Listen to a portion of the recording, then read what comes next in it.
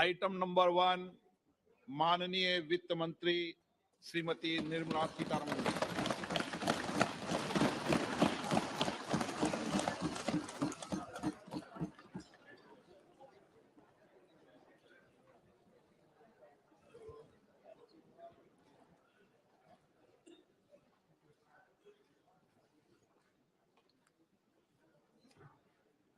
Honorable Speaker, I present the budget for 2023-2024.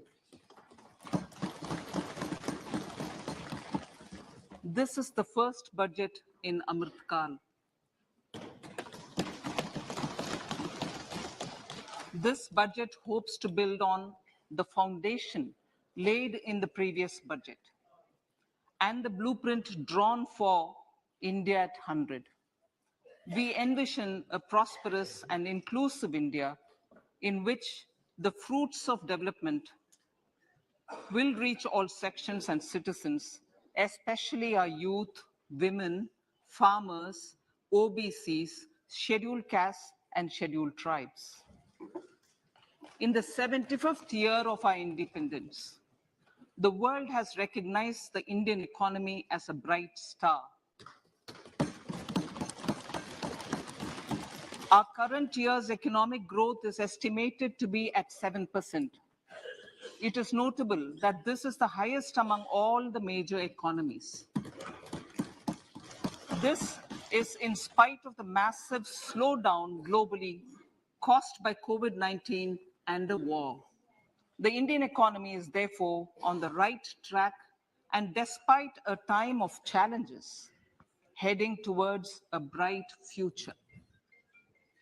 Today, as Indians stand with their head held high and the world appreciates India's achievements and successes, we are sure that elders who had fought for India's independence will, with joy, bless us in our endeavors going forward as well. Our focus on wide-ranging reforms and sound policies implemented through Sabka Prayas, resulting in Jan Bhagidari and targeted support to those in need, helped us perform well in trying times. India's rising global profile is because of the several accomplishments. Unique world-class digital public infrastructure, example, Aadhaar, CoWIN, and UPI. COVID vaccination drive in unparalleled scale and speed, proactive role in frontier areas such as achieving the climate-related goals, Mission Life, and National Hydrogen Mission. During the COVID-19 pandemic, we ensured that no one goes to bed hungry with a scheme to supply free food grains to over 80 crore persons for 28 months. Continuing our commitment to ensure food and nutritional security, we are implementing from 1st January 2023 a scheme to supply free food grain to all Antyodaya and priority households for the next 1 year. Under PM Garib Kalyan Anna Yojana, the entire expenditure of about 2 lakh crore will be borne by the central government. In these times of global challenges, the G20 presidency gives us a unique opportunity to strengthen India's role in the world economic order. With the theme of Vasudhaiva Kutumbakam, we are steering an ambitious, people-centric agenda to address global challenges and to facilitate sustainable economic development. The government's efforts since 2014 have ensured for all citizens a better quality of life and life of dignity. The per capita income has more than doubled to 1.97 lakh rupees. In these 9 years, the Indian economy has increased in size from being 10th to 5th largest in the world. We have significantly improved our position as well as a well-governed and innovative country with a conducive environment for business as reflected in several global indices. We have made a significant progress in many sustainable development goals. The economy has become a lot more formalized as reflected in the EPFO membership, more than doubling to 27 crore and rupees 7,400 crore digital payments of 126 lakh crore rupees through UPI in 2022. The efficient implementation of many schemes with universalization of targeted benefits has resulted in inclusive development. Some of the schemes are 11.7 crore household toilets under Swachh Bharat mission, which is achieved, 9.6 crore LPG connections under Ujjwala, 220 crore COVID vaccination of 102 crore persons, 47.8 crore PM Jan Dhan bank accounts, insurance cover for 44.6 crore persons under PM Suraksha Bima and PM Jeevan Jyoti Yojana, and cash transfer of 2.2 lakh crores of rupees to 11.4 crore to over 11.4 crore farmers under PM Kisan Samman Nidhi. Our vision for the Amrit Kal includes technology-driven and knowledge-based economy with strong public finances and a robust financial sector. To achieve this, Jan Bhagidari through Sabka Saath, Sabka Prayas is essential. The economic agenda for achieving this vision focuses on three things. First, facilitating ample opportunities for citizens, especially the youth, to fulfill their aspirations. Second, providing strong impetus to growth and job creation. And third, strengthening macroeconomic stability. To service these focus areas in our journey to India at 100, we believe that the following four opportunities can be transformative during Amrit Kal. Economic empowerment of women. Deen Dayal Antyodaya Yojana National Rural Livelihood Mission has achieved remarkable success by mobilizing rural women into 81 lakh self-help groups. We will enable these groups to reach the next stage of economic empowerment through formation of large producer enterprises or collectives, with each having several thousand members and managed professionally. They will be helped with raw materials supply and for better design, quality, branding, and marketing of their products. Through supporting these policies, they will be enabled to scale up their operations to serve the large consumer markets, as has been the case with the several startups growing into unicorns.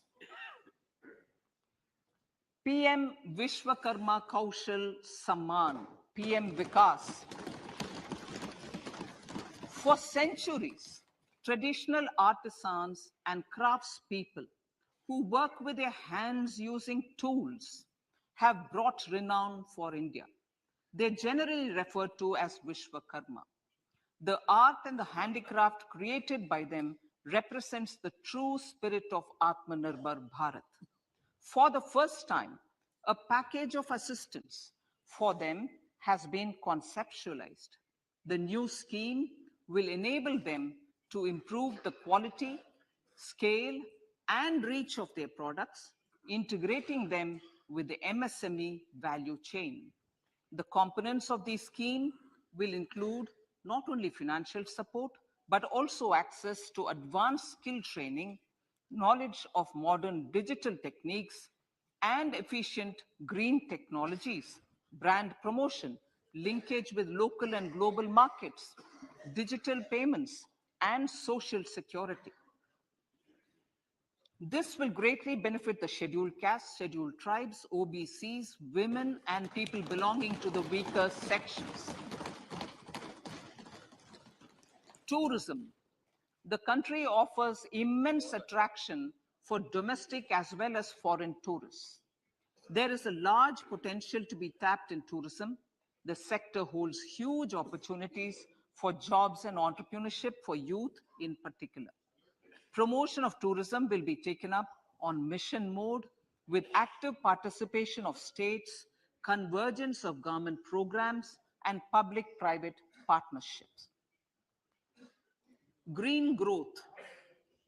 We are implementing many programs for green fuel, green energy, green farming, green mobility, green buildings, and green equipment, and policies for efficient use of energy across various economic sectors.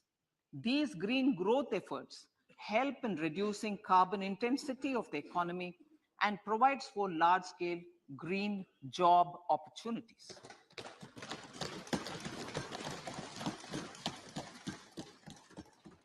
Priorities of this budget. The budget adopts the following 7 priorities.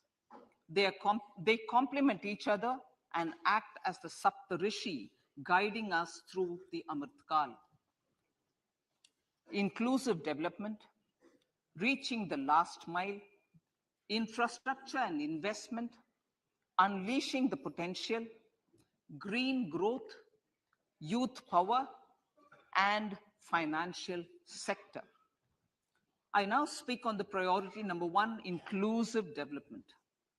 The government's philosophy of Sabka Saath, Sabka Vikas has facilitated inclusive development covering in specific farmers, women, youth, OBCs, scheduled castes, scheduled tribes, Divyangjan, and economically weaker sections, and overall priority for the underprivileged.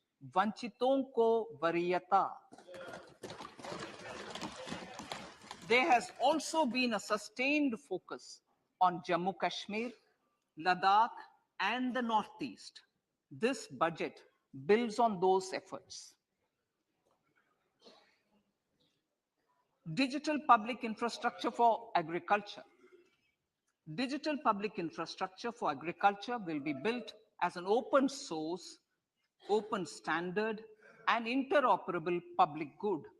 This will enable inclusive farmer-centric solutions through relevant information services for crop planning and health, improved access to farm inputs, credit and insurance, help for crop estimation, market intelligence, and support for growth of agri-tech industry and startups.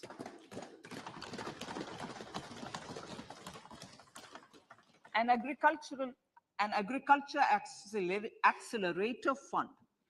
An agriculture accelerator fund will be set up to encourage agri startups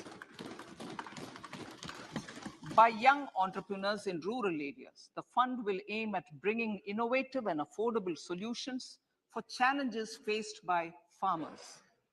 It will also bring in modern technologies to transform agricultural practices, increase productivity and profitability. To enhance the productivity of extra long staple cotton, we will adopt a cluster-based and value chain approach through public-private partnerships. This will mean collaboration between farmers, state, and industry for input supplies, extension services, and market linkages. We will launch an Atmanirbhar Clean Plant program to boost availability of disease-free, quality planting material for high-value horticultural crops at an outlay of 2,200 crores. Global hub for millets, which are Sri Anna. India is the forefront. India is at the forefront of popularizing millets, whose consumption furthers nutrition, food security, and welfare of farmers, said the Honorable Prime Minister. We are the largest producer and second largest exporter of Sri Anna in the world. We grow several types of Sri Anna, such as Sri Anna Jowar, Sri Anna Ragi, Sri Anna Bajra, Sri Anna Kutu, Ramdana, Kangni, Kutni, Kutki, Kodo, China, and Sama. These have a number of health benefits and have been an integral part of our food for centuries. I acknowledge with pride the huge service done by small farmers in contributing to the health of fellow citizens by growing these Sri Anna. Now, to make India a global hub for Sri Anna, the Indian Institute of Millet Research, ideally Indian Institute of the Sri Anna Research, Hyderabad, will be supported as the center of excellence for sharing best practices, research, and technologies at the international level. The agricultural credit target will be increased to 20 lakh crores with focus on animal husbandry, dairy, and fisheries. We will launch a new sub-scheme of PM Matsya Sampada Yojana, which is an existing scheme, but we launch a new sub-scheme with targeted investment of 6,000 crores to further enable activities of fishermen, fish vendors, and micro and small entrepreneurs, improve value chain efficiencies, and expand the market.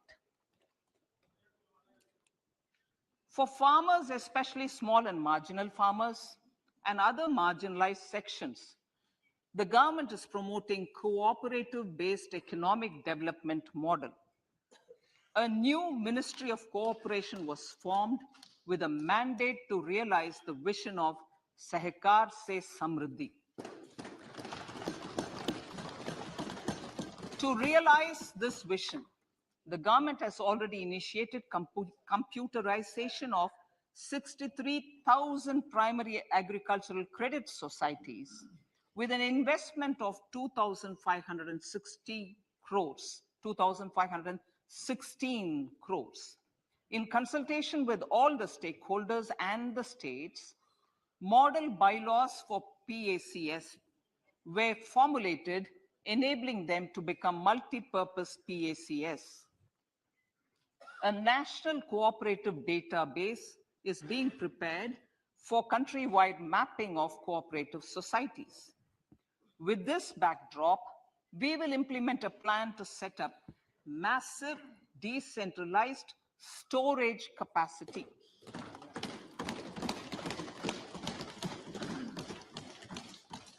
This will help farmers store their produce and realize remunerative prices through sale at appropriate times. The government will also facilitate setting up of a large number of multi-purpose cooperative societies, primary fisheries societies, and dairy cooperative societies in uncovered panchayat and villages in the next 5 years.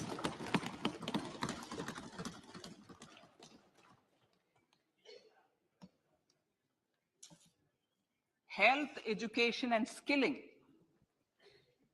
157 new nursing colleges will be established in co-location with the existing 157 medical colleges established since 2014. A mission to eliminate sickle cell anemia by 2047 will be launched. It will entail awareness creation, universal screening of 7 crore people in the age group of 0 to 40 years in affected tribal areas, and counseling through collaborative efforts of central ministries and state governments. Facilities in select ICMR labs, Indian Council for Medical Research Labs, will be made available for research by public and private medical college faculty and private sector R&D teams for encouraging collaborative research and innovation. A new program to promote research and innovation in pharmaceuticals will be taken up through centers of excellence. We shall also encourage industry to invest in research and development in specific priority areas. Dedicated multidisciplinary courses for medical devices will be supported in existing institutions to ensure availability of skilled manpower for futuristic medical technologies, high-end manufacturing, and research. Teachers training. Teachers training will be re-envisioned through innovative pedagogy, curriculum transaction, continuous professional development, dipstick surveys, and ICT implementation. The District Institute of Education and Training will be developed as vibrant institutes of excellence for this purpose.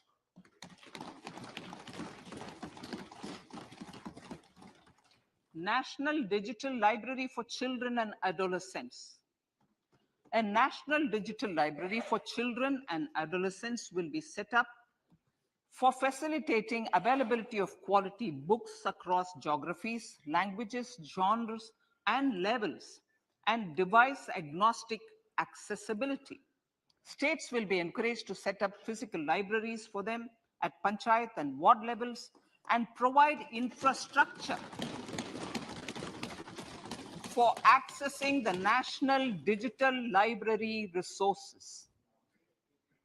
Additionally, to build a culture of reading and to make up for pandemic time learning loss, the National Book Trust, the Children's Book Trust, and other sources will be encouraged to provide and replenish non-curricular titles in regional languages and in English to these physical libraries. Collaboration with NGOs that work in literacy will also be a part of this initiative to inculcate financial literacy. Financial sector regulators and organizations will be encouraged to provide age-appropriate reading material to these libraries. I move to priority 2, reaching the last mile.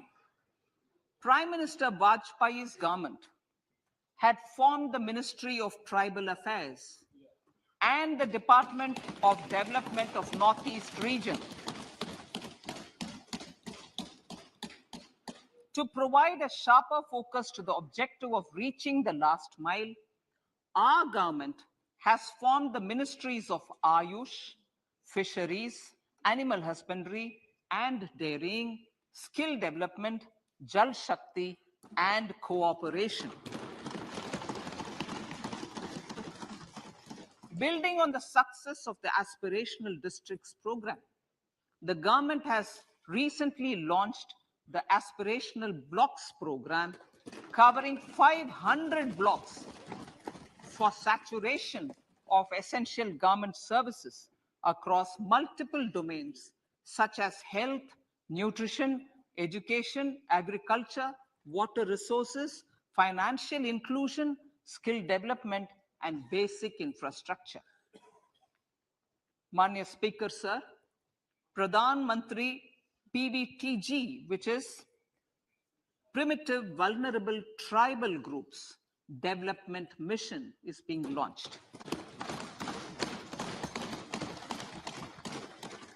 To improve socio-economic conditions of the particularly vulnerable tribal groups, the PVTGs as we refer them to, Pradhan Mantri PVTG Development Mission will be launched.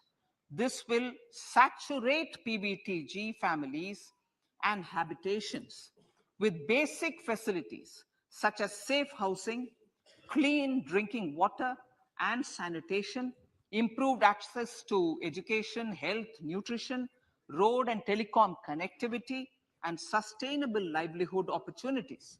An amount of 15,000 crores will be made available to implement the mission in the next 3 years under the Development Action Plan for the Scheduled Tribes.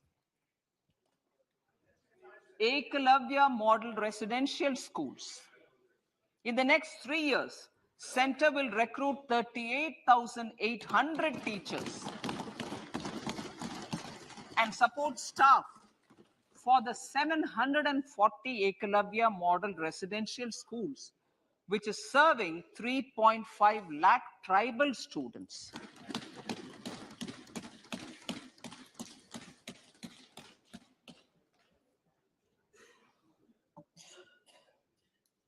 In the drought-prone central regions of Karnataka, central assistance of 5,300 crore will be given to Upper Bhadra project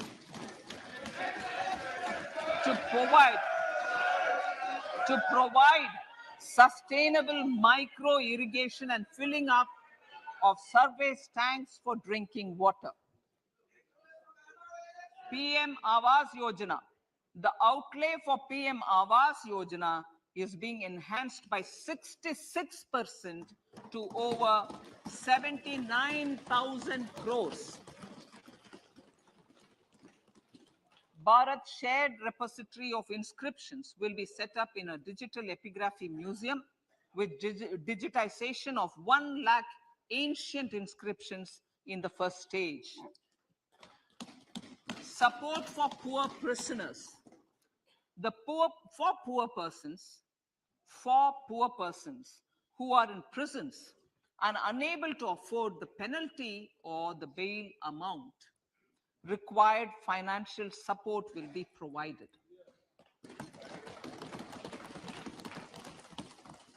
Priority number 3, infrastructure and investment. Investments in infrastructure and productive capacity have a large multiplier impact on growth and employment. After the subdued period of the pandemic, private investments are growing again. The budget takes the lead once again to ramp up the virtuous cycle of investment and job creation.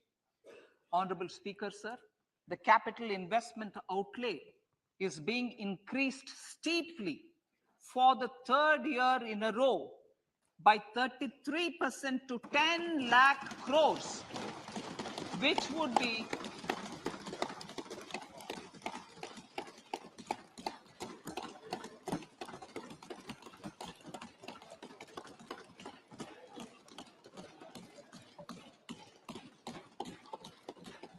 which would be 3.3% of GDP.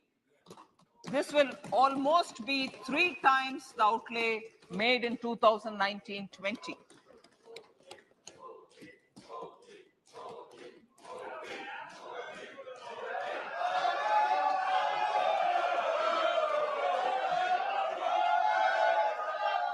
This substantial increase in recent years is central to the government's efforts to enhance growth potential and job creation, crowd in private investments, and provide a cushion against global headwinds. The direct capital investment by the center is complemented by the provision made for creation of capital assets through grants and aids to state. The effective capital expenditure of the center is budgeted at 13.7 lakh crore rupees, which will be 4.5% of GDP.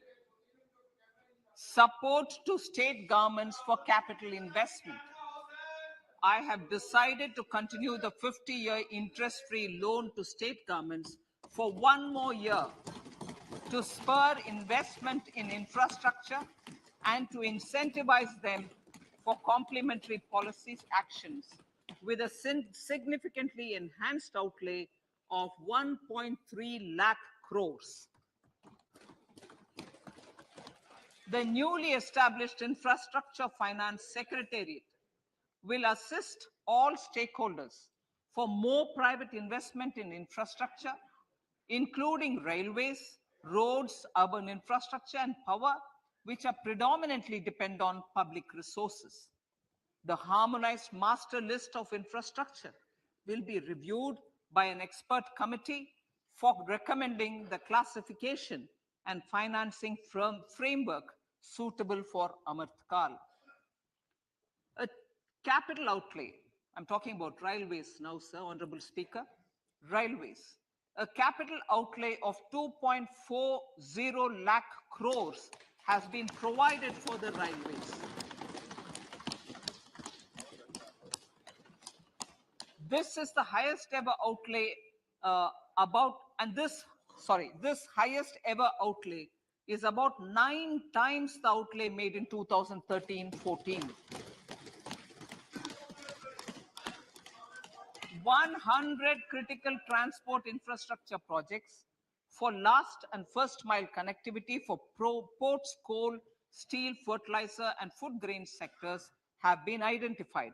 They will be taken up on priority with investment of 75,000 crores, including 15,000 crore from private sources.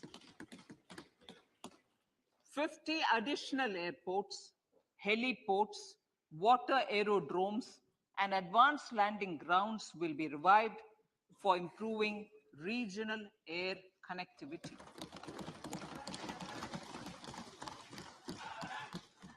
Sustainable cities for tomorrow.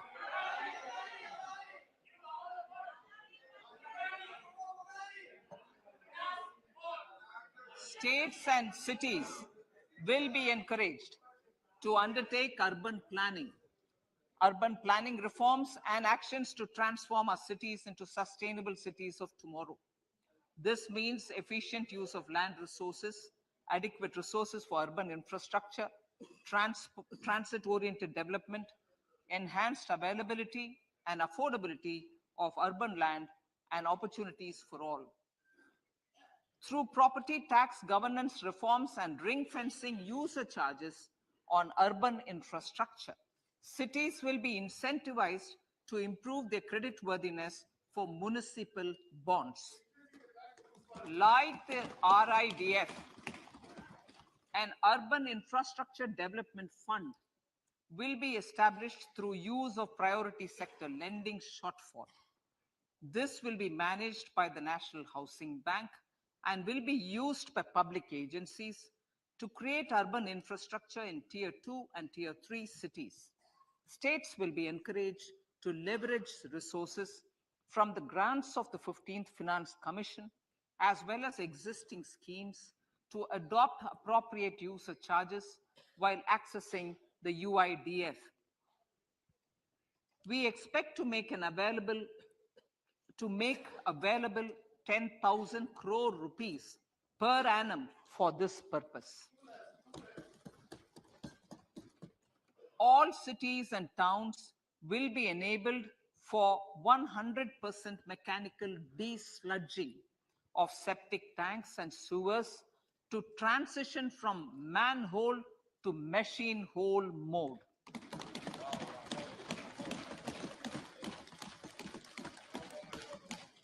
Enhanced focus will be provided for scientific management of dry and wet waste. Honorable Speaker, sir, our Prime Minister had said, good governance is the key to a nation's progress. Our government is committed to providing a transparent and accountable administration which works for the betterment and welfare of common citizens. Mission Karma Yogi. Under Mission Karma Yogi, Center, states, and the union territories are making and implementing capacity building plans for civil servants. The government has also launched an integrated online training platform, I Got Karma Yogi, to provide continuous learning opportunities for lakhs of government employees to upgrade their skills and facilitate people-centric approach. Sir, for enhancing ease of doing business, more than 39,000 compliances have been reduced, and more than 3,400 legal provisions have been decriminalized. For furthering the trust-based governance, we have introduced the Jan Vishwas Bill to amend 42 central acts. This budget proposes a series of measures to unleash the potential of our economy. Centers of Excellence for Artificial Intelligence. For realizing the vision of Make AI in India and Make AI Work for India, 3 centers of excellence for artificial intelligence will be set up in top educational institutions. Leading industry players will partner in conducting interdisciplinary research, develop cutting-edge applications, and scalable problem solutions in the areas of agriculture, health, and sustainable cities. This will galvanize an effective AI ecosystem and nurture quality human resources in the field. National Data Governance Policy to unleash innovation and research by startups and academia. A national data governance policy will be brought out. This will enable access to anonymized data. The KYC process will be simplified, adopting a risk-based instead of one-size-fits-all approach. The financial sector regulators will also be encouraged to have a KYC system fully amenable to meet the needs of digital India. One-stop solution for identity and address updating. A one-stop solution for reconciliation and updating of identity and address of individuals maintained by various government agencies, regulators, and regulated entities will be established using DigiLocker service and Aadhaar as foundational identity. Speaker, sir, common business identifier.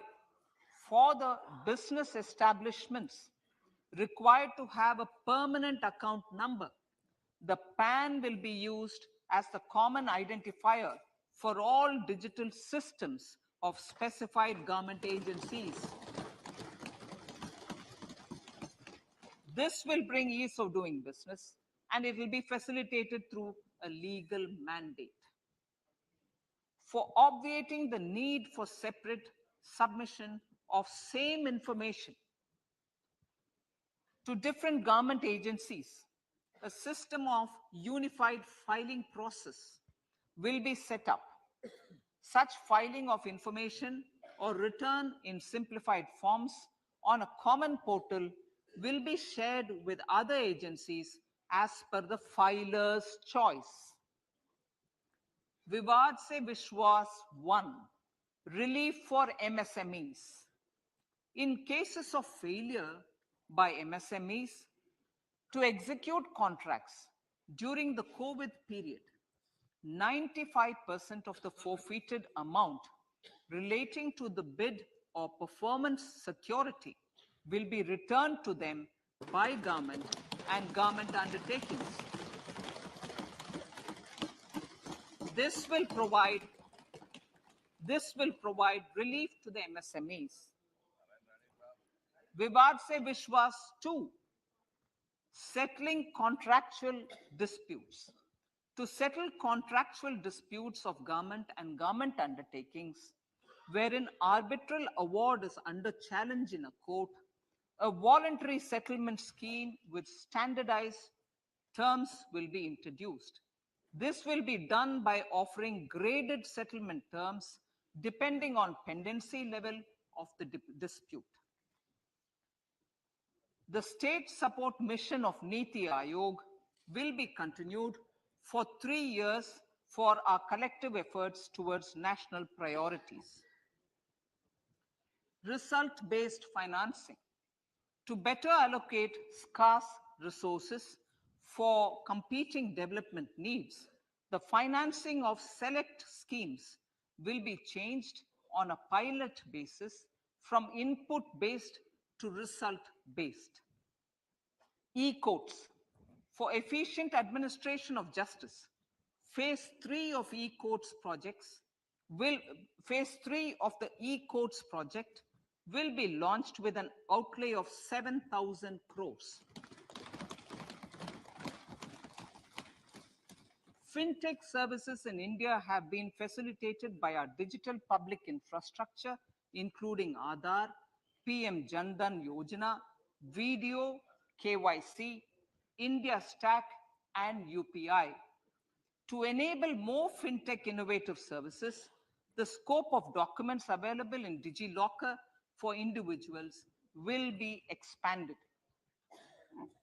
An entity, DigiLocker, will be set up for the use by MSMEs, large businesses, and also charitable trusts.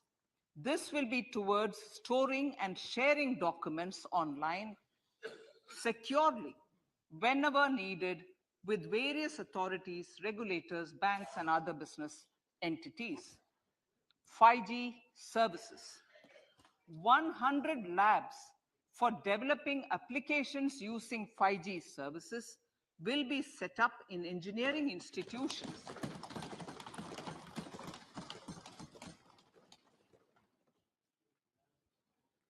To realize a new range of opportunities, business models, and employment potential, the labs will cover, among others, applications such as smart classrooms, precision farming, intelligent transport systems, and healthcare applications. Lab-grown diamonds. Lab-grown diamonds is a technology and innovation-driven emerging sector with high employment potential. These environment-friendly diamonds, which have optically and chemically the same properties as natural diamonds. To encourage indigenous production of LGD, lab-grown diamond seeds and machines, and to reduce import dependency, a research and development grant will be provided to one of the IITs for 5 years. To reduce the cost of production, a proposal to review the custom duty on LGD seeds will be indicated in Part B of the speech. I come to the fifth priority, Honorable Speaker, sir, green growth. Honorable Prime Minister has given a vision for life or lifestyle for environment to spur a movement of environmentally conscious lifestyle. India is moving forward firmly for the Panchamrit, the net zero carbon emission by 2070 to usher in green industrial and economic transition. This budget builds on our focus on green growth. The recently launched National Green Hydrogen Mission, with an outlay of 19,700 crores, will facilitate transition of the economy to low carbon intensity, reduce dependence on fossil fuel imports, and make the country assume technology and market leadership in this sunrise sector. Our target is to reach an annual production of 5 MMT by 2030. Energy transition. This budget provides for 35,000 crores for priority capital investment towards energy transition and net zero objectives and energy security by Ministry of Petroleum and Natural Gas. To steer the economy on sustainable development path, battery energy storage systems with capacity of 4,000 MWh will be supported with viability gap funding. A detailed framework for pumped storage projects will also be formulated. Renewable energy evacuation. The interstate transmission system for evacuation and grid integration of 13 gigawatt renewable energy from Ladakh will be constructed with investment of 20,700 crore, including central support of 8,300 crores. Green Credit Program. For encouraging behavioral change, a green credit program will be notified under the Environment Protection Act. This will incentivize environmentally sustainable and responsive actions by companies, individuals, and local bodies, and help mobilize additional resources for such activities. PM Program for Restoration, Awareness, Nourishment, and Amelioration of Mother Earth, PM Pranam, will be launched to incentivize states and union territories to promote alternative fertilizers and balanced use of chemical fertilizers. Go Bardhan Scheme. 500 new waste to wealth plants under Gobardhan, galvanizing organic bio-agro resources done. Gobardhan scheme will be established for promoting circular economy. These will include 200 compressed biogas plants, including 75 plants in urban areas and 300 community or cluster-based plants at a total investment of 10,000 crores. I will refer to this in Part B also. In due course, a 5% CBG mandate will be introduced for all organizations marketing natural and biogas. For collection of biomass and distribution of biomanure, appropriate fiscal support will also be provided. Bharatiya Prakritik Kheti Bio Input Resource Centers. Over the next 3 years, we will facilitate 1 crore farmers to adopt natural farming. For this, Honorable Speaker, 10,000 bio input resource centers will be set up, creating a national level distributed micro fertilizer and pesticide manufacturing network. Mishti.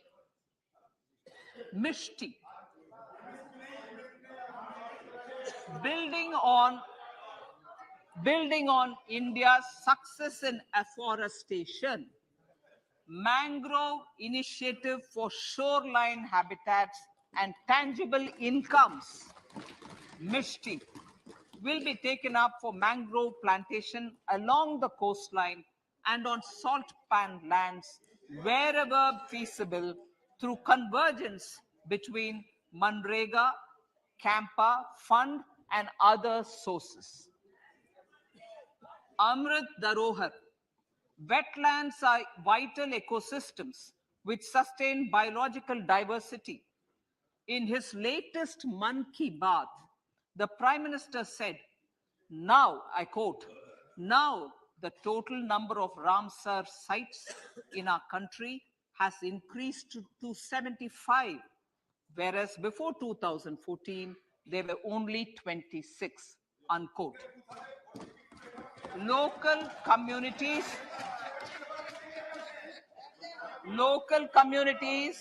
have always been at the forefront of conservation efforts. The government will promote their unique conservation values through Amrit Dharohar, a scheme that will be implemented over the next 3 years to encourage optimal use of wetlands and enhance biodiversity, carbon stock, ecotourism opportunities, and income generation for local communities. Coastal shipping. Coastal shipping will be promoted as the energy efficient and lower cost mode of transport, both for passengers and freight, through PPP mode with viability gap funding. Vehicle replacement. Vehicle replacement is an important continuing policy, replacing the old political, I know, replacing, absolutely, thank you. Replacing old polluting vehicles. Maybe applicable, right? Replacing old polluting vehicles is an important part of greening our economy. In furtherance of the vehicle scrapping policy mentioned in Budget 21-22, I have allocated adequate funds to scrap old vehicles of the central government. States will also be supported in replacing old vehicles and old state ambulances. Honorable Speaker, sir, I move to priority 6, youth power. To empower our youth and help the Amrit PD realize their dreams, we have formulated the National Education Policy, which is very wide in its scope, but one of the things is also to focus on skilling, adopted economic policies that facilitate job creation at scale and have supported business opportunities. Pradhan Mantri Kaushal Vikas Yojana. Pradhan Mantri Kaushal Vikas Yojana 4.0 will be launched to skill lakhs of youth within the next 3 years. On-job training, industry partnership, and alignment of courses with needs of industry will be emphasized. The scheme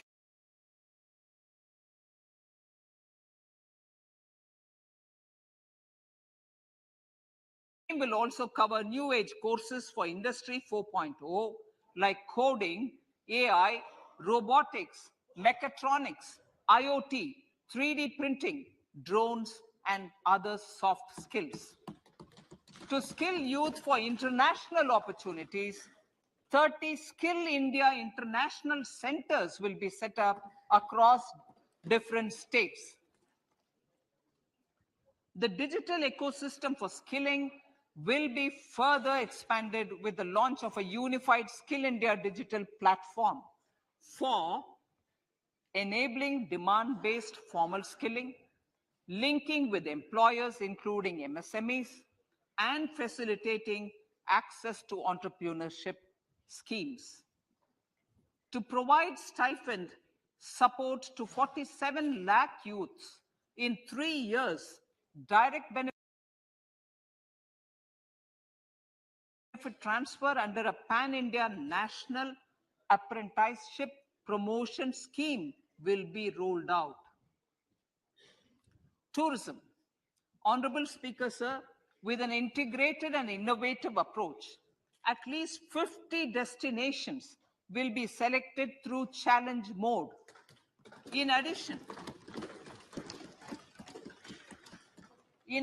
to aspects such as physical connectivity, virtual connectivity, tourist guides, high standards for food streets, and tourist security, all the relevant aspects would be made available on an app to enhance tourist experience.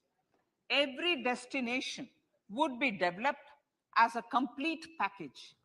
The focus of development of tourism would be on domestic as well as foreign tourists.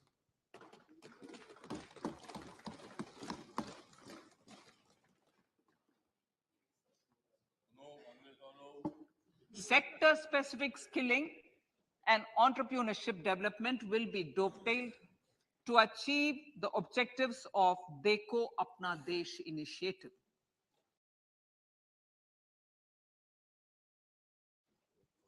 This was launched as an appeal by the Honorable Prime Minister to the middle class. to prefer domestic tourism over international tourism. The integrated development of theme-based tourist circuits, the Swadesh Darshan scheme, was also launched. Under the Vibrant Villages program, tourism infrastructure and amenities will be facilitated in border villages.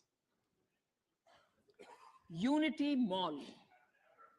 States will be encouraged to set up a Unity Mall in their state capital or most prominent tourism center or the financial capital for promotion and sale of their one district, one product and GI products and other handicraft products, and for providing space for such products of all other states as well.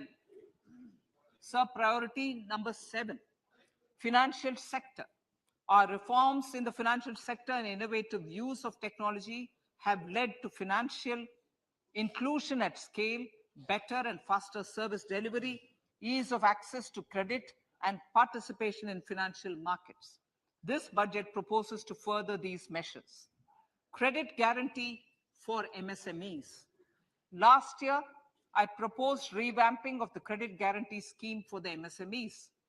I am happy to announce that the revamped scheme will take effect from 1st April 2023 through infusion of 9,000 crores in the corpus.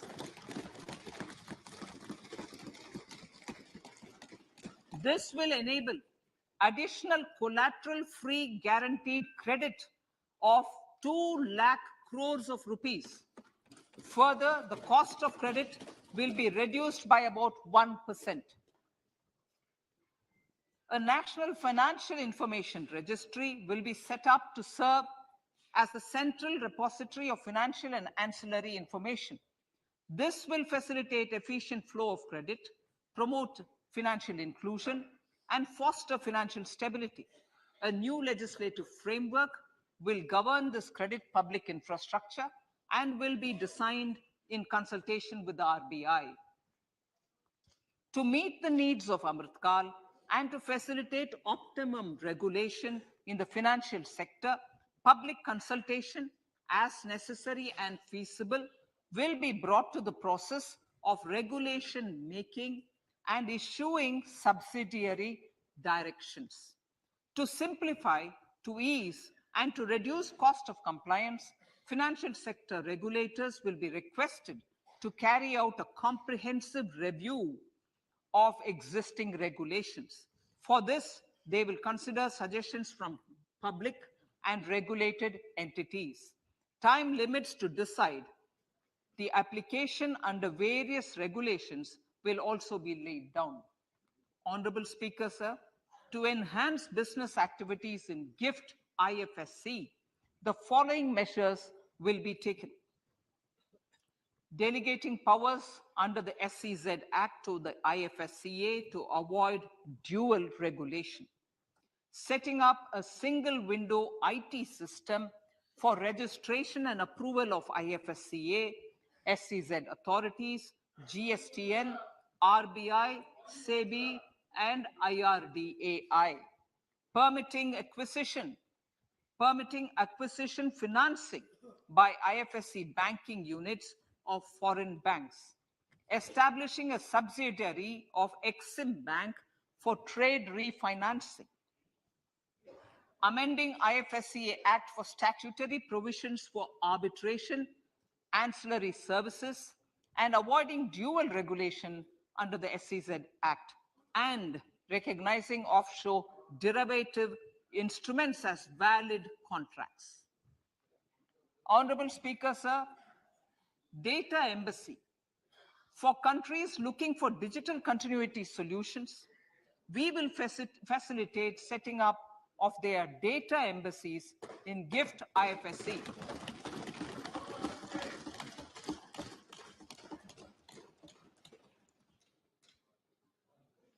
Improving governance and investor protection in banking sector.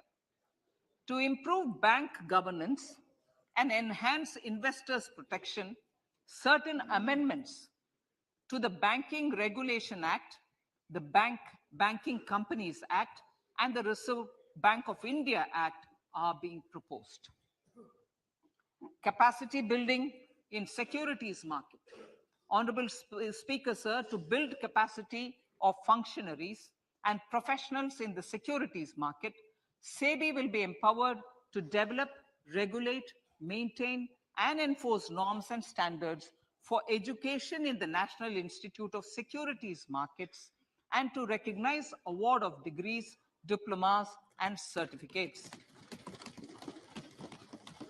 A central processing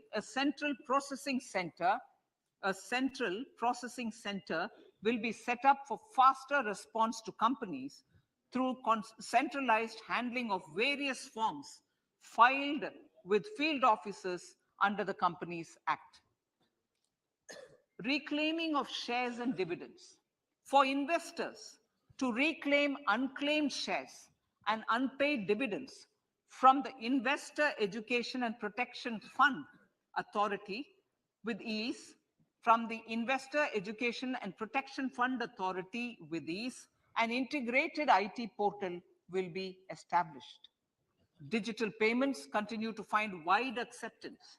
In 2022, they show an increase of 76% in transaction and 91% in value.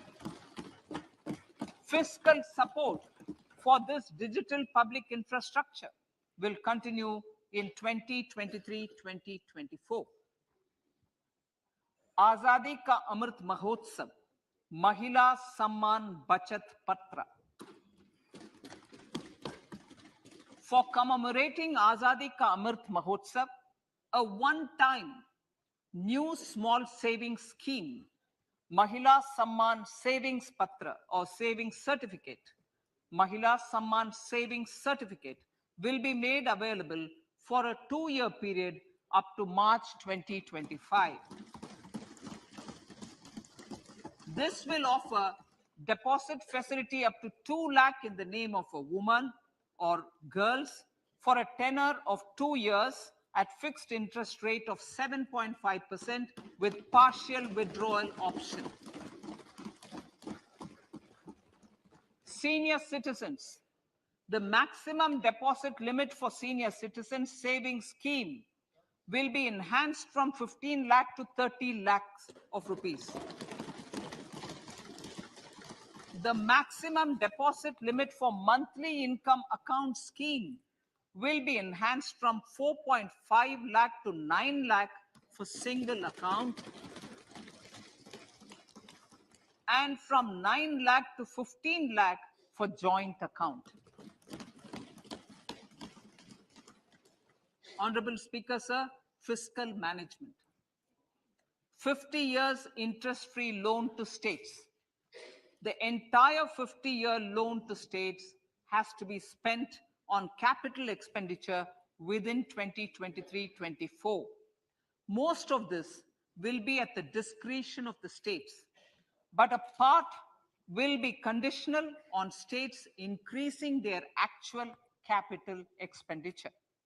Parts of the outlay will also be linked to or allocated for the following purposes: scrapping old government vehicles, urban planning reforms and actions, financing reforms in urban local bodies to make them credit-worthy for municipal bonds, housing for police personnel above or as part of the police station, constructing unity malls, children and adolescent libraries and digital infrastructure, and state share of capital expenditure of central schemes.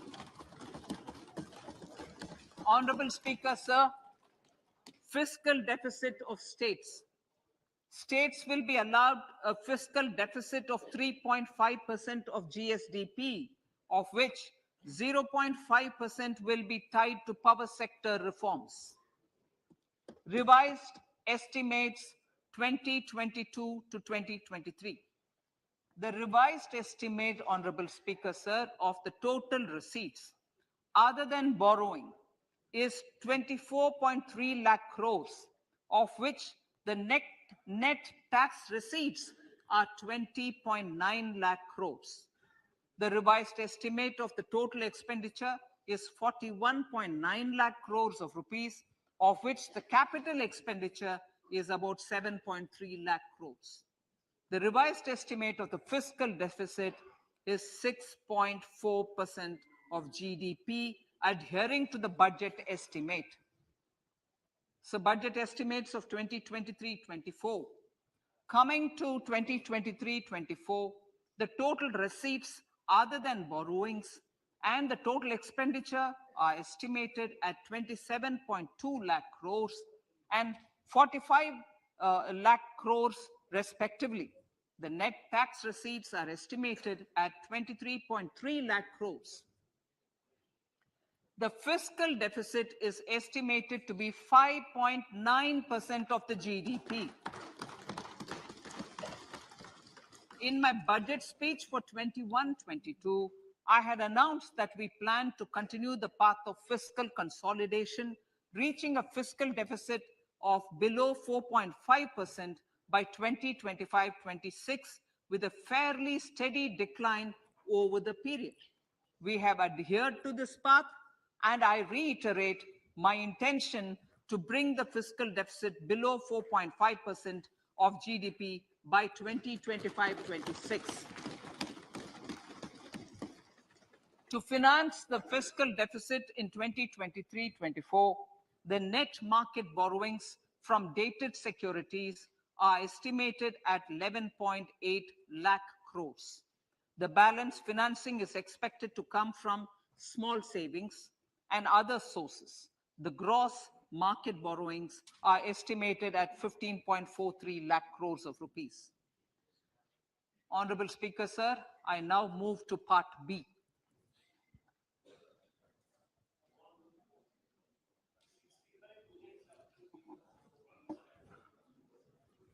Indirect taxes. My indirect tax proposals will aim to promote exports, boost domestic manufacturing, enhance domestic value addition, encourage green energy and mobility. A simplified tax structure with fewer tax rates helps in reducing compliance burden and improving tax administration. I propose to reduce the number of basic customs duty rates on goods other than textiles and agriculture from 21 to 13. As a result, there are minor changes in the basic custom duties, cesses and surcharges on some items including toys, bicycle, automobiles and naphtha. Green mobility. To avoid cascading of taxes on blended compressed natural gas, I propose to exempt excise duty on GST paid compressed biogas contained in it. To further provide impetus to green mobility, customs duty exemptions is being extended to import of capital goods and machinery required for manufacture of lithium-ion cells for batteries used in electrical vehicles as well. Electronics. As a result of various initiatives of the government, including phased manufacturing program, mobile phone production in India has increased from 5.8 crore units valued at about 18,900 crore in 2014-15 to 31 crore units valued at 2,75,000 crore in the last financial year. To further deepen domestic value addition in manufacturing of mobile phones, I propose to provide relief to customs duty. I propose to provide relief in customs duty on import of certain parts and inputs like camera lens and continue the concessional duty on lithium-ion cells for batteries for another year. Similarly, to promote value addition in manufacture of televisions, I propose to reduce the basic customs duty on parts of open cells of TV panels to 2.5%. Electrical. To rectify inversion of duty structure and encourage manufacturing of electric kitchen chimneys, the basic custom duty on electric kitchen chimney is being increased from 7.5% to 15%, and that on heat coils for these is proposed to be reduced from 20% to 15%. Chemicals and petrochemicals. Denatured ethyl alcohol is used in chemical industry. I propose to exempt basic customs duty on it. This will also support the ethanol blending program and facilitate an endeavor for energy transition. Basic customs duty is also being reduced on acid grade fluorospar from 5% to 2.5% to make the domestic fluorochemicals industry competitive. Further, the basic customs duty on crude glycerin for use in manufacture of epichlorohydrin is proposed to be reduced from 7.5% to 2.5%.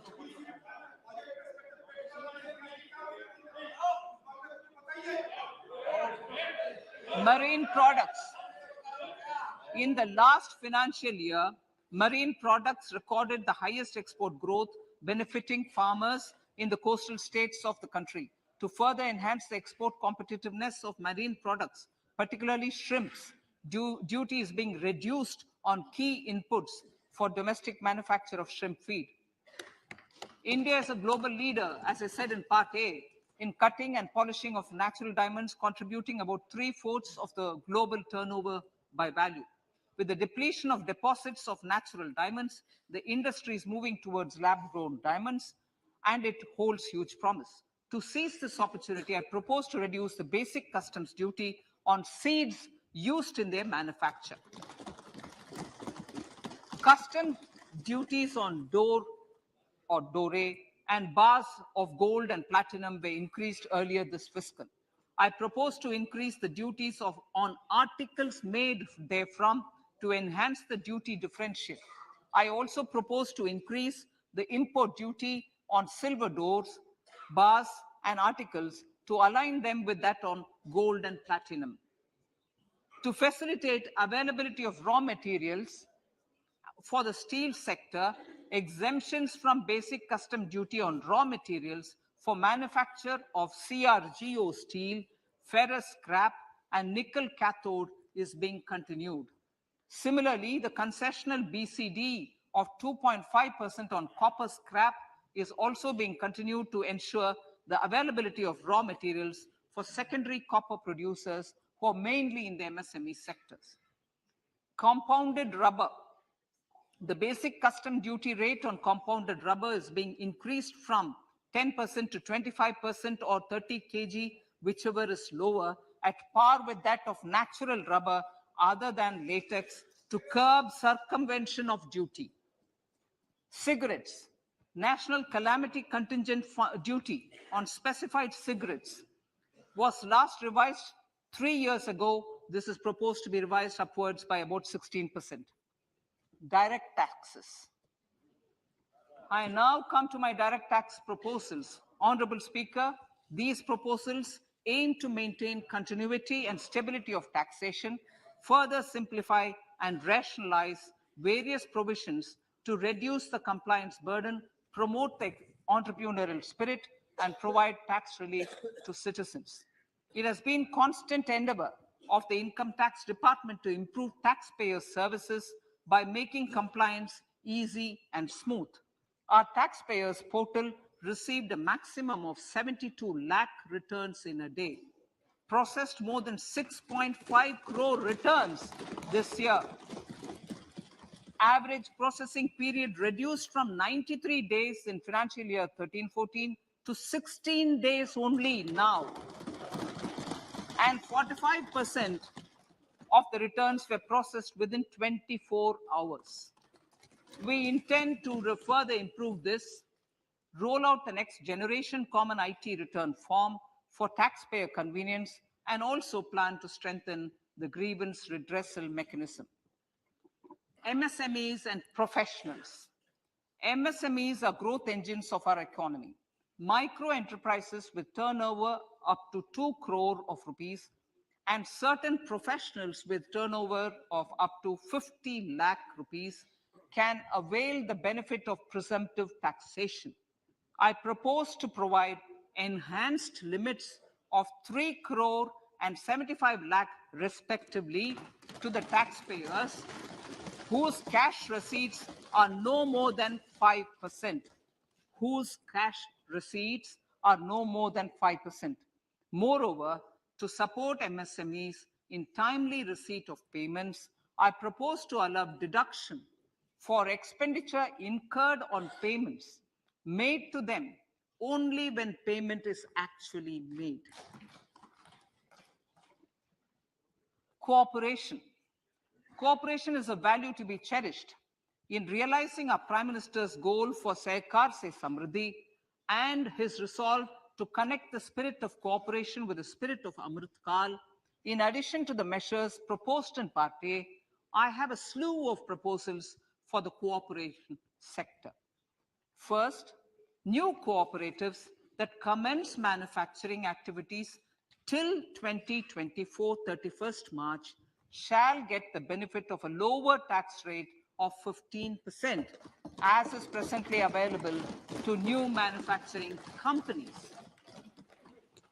Secondly, I propose to provide an opportunity to sugar cooperatives to claim payments made to sugarcane farmers for the period prior to the assessment year 2016-17 as expenditure. This is expected to provide them a relief of almost 10,000 crores. Thirdly, I'm providing a higher limit of 2 lakh per member for cash deposits to loans in cash by primary agricultural cooperative societies and primary cooperative agriculture and rural development banks. I repeat that. Thirdly, I'm providing a higher limit of 2 lakh per member for cash deposits to and loans in cash by primary agricultural cooperative societies and primary cooperative agricultural and rural development banks. Similarly, a higher limit of 3 crore for TDS on cash withdrawal is being provided to cooperative societies. Startups.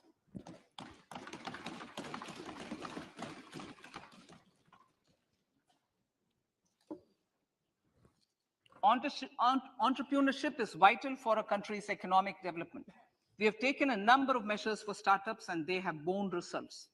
India is now the third largest ecosystem for startups globally and ranks second in innovation quality among middle-income countries. I propose to extend the date of incorporation for income tax benefits to startups from 31/3/2023 to 31/3/2024. I further propose to provide the benefit of carry forward of losses on change of shareholding of startups from 7 years of incorporation to 10 years.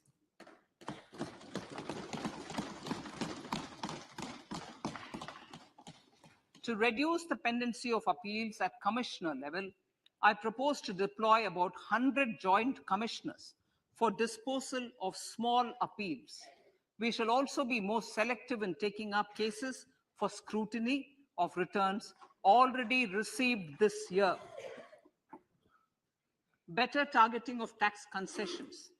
For better targeting of tax concessions and exemptions, I propose to cap deduction from capital gains on investment in residential house under Section 54 and Section 54F to 10 crores. Another proposal with similar intent is to limit income tax exemption from proceeds of insurance policies with very high value. Rationalization. Honorable Speaker, sir, there are a number of proposals relating to rationalization and simplification. Income of authorities, boards, and commissions set up by statutes of union or state for the purpose of housing, development of cities, towns, and villages, and regulating and developing an activity or matter is proposed to be exempted from income tax. Other major measures in this direction are removing the minimum threshold of 10,000 for TDS and clarifying taxability relating to online gaming, not treating conversion of gold into electronic gold receipts and vice versa as capital gains, reducing the TDS rate from 30% to 20% on taxable portion of EPF withdrawals in non-PAN cases, and taxation on income for market-linked debentures.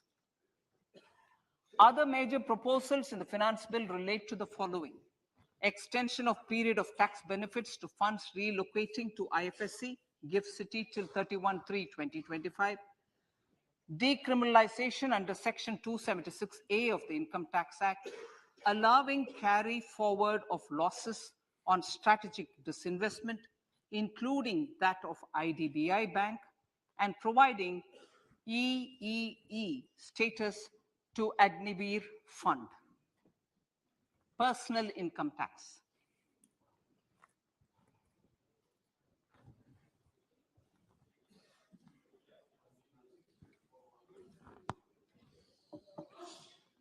Now I come to what everyone is waiting for.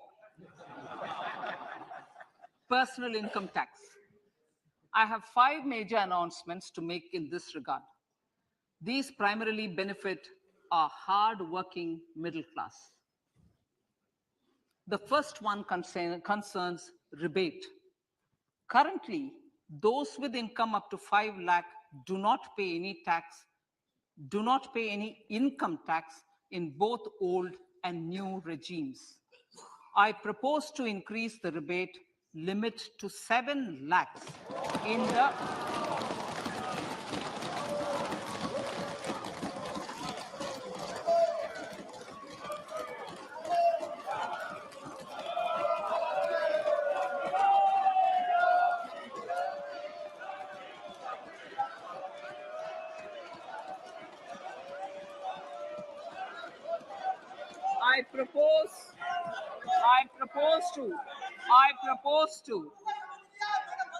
I propose to increase the rebate limit to 7 lakh in the new tax regime.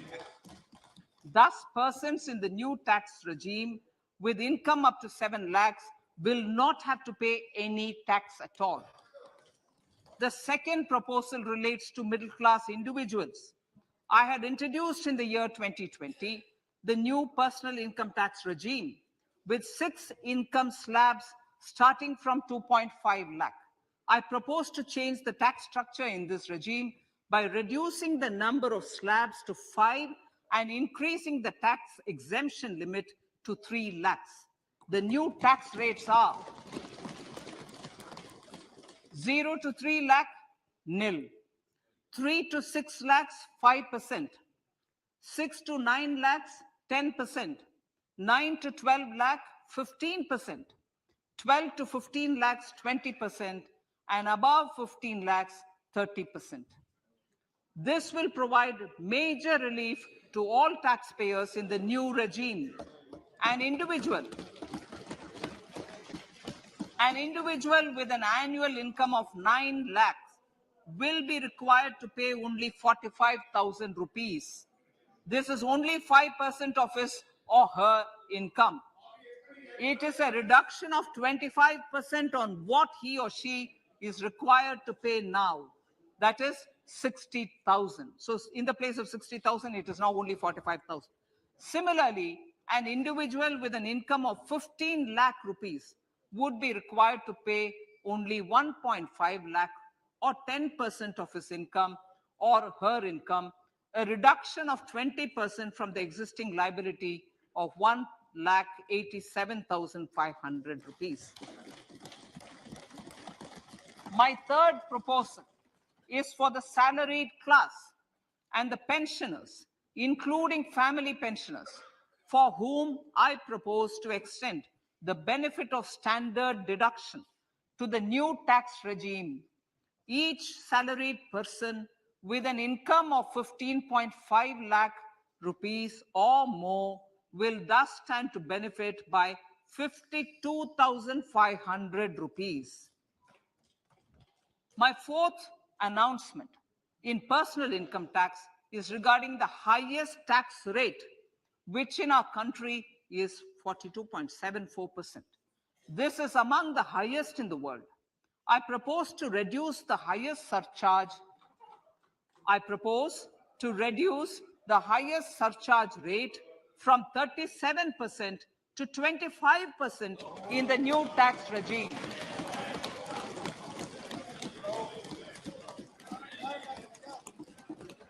This would result in reduction of the maximum rate. This would result in the reduction of the maximum tax rate to 39%.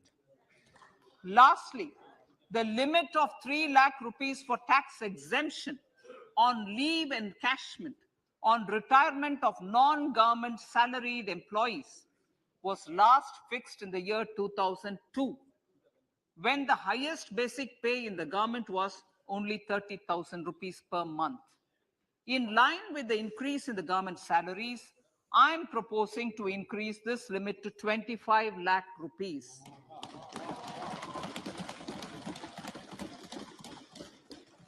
We are also making the new income tax regime as the default tax regime. However, citizens will continue to have the option to avail the benefit of the old tax regime. Apart from these, I'm also making some other changes as given in the annexure. As a result of these proposals, revenue of about 38,000 crore to 37,000 crore in direct taxes and rupees 1,000 crore in indirect taxes will be foregone, while revenue of about 3,000 crore will be additionally mobilized. Thus, the total revenue foregone is about 35,000 crores annually. Honorable Speaker, sir, with these words, I commend the budget to this August House.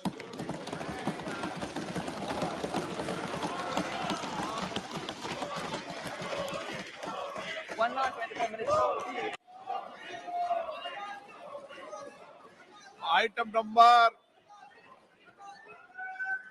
1 माननीय item number 2 Shrimati Nirmala Sitharaman ji. Sir, with your permission, I lay on the table of the following statements. Under Section 3(1) of the Fiscal Responsibility Budget Management Act 2003, 1. Medium-term fiscal policy cum fiscal policy strategy statement and macroeconomic framework statement.